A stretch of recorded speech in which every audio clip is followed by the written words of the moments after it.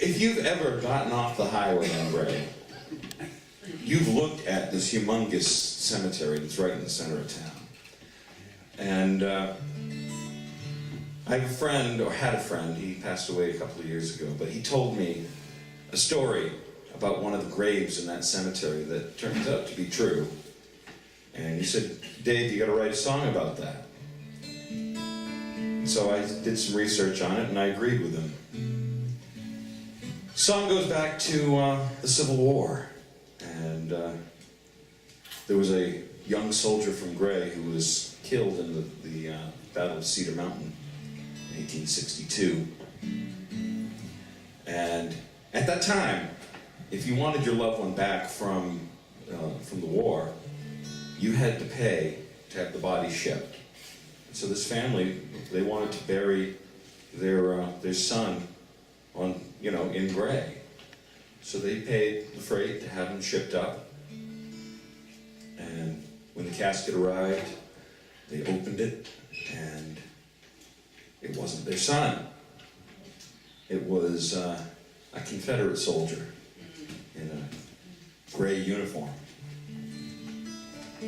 So they contacted the War Department and they said, you shipped us the wrong guy here. And the War Department said, so? What do you want us to do about it? They said, well, we can ship him back. And they said, well, you're welcome to ship him back on your dime. And they said, no, we're not going to do that, but we will bury him. He's somebody's son. And from that time, the people of Gray have, on Memorial Day, set flowers and a Confederate flag on his grave. And it's still there today. You can find the grave easily because you just have to look for the Confederate flag over the grave of the stranger.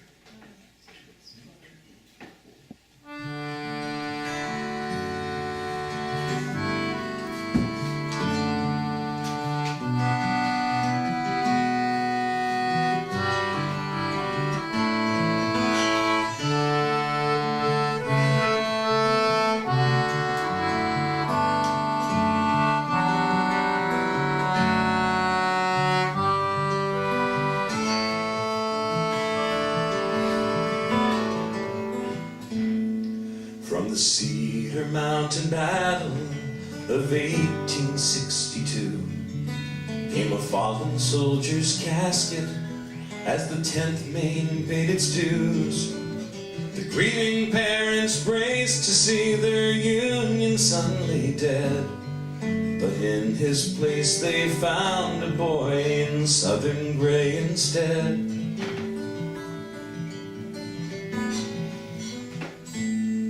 As the tears rolled down their faces, they searched vainly for his name, but they never learned who journeyed to their village up in Maine. Without the funds to send him back, he was buried like their own. And there above his resting place carved stranger on the stone.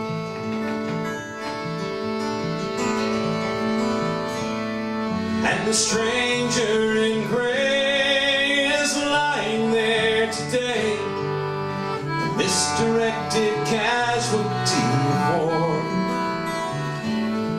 surrounded by the ones who fired the Union guns. The stranger in gray will see Dixie nevermore. Fate must have a sense of humor as it winds along its way, for it sent a gray-clad stranger to a little town named Gray. But even when the real son was found and buried there, the town made sure the stranger was included in their prayers. And when the ladies place the flowers and the flags are left to wave, above the stranger's flowers a rebel flag flies on his grave. Now he lies there with the others who in life he sought to kill. All the rifle fire has ended, all the cannonballs are still, and flowers of blue grow softly on the stranger's marble stone, to show to all that blue and gray don't have to be alone.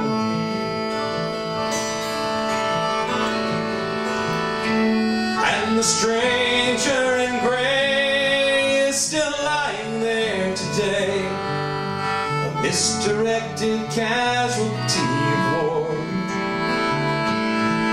surrounded by the ones who fired the Union guns. The stranger in gray is a stranger never born. Yes, the stranger in gray will see Dixie never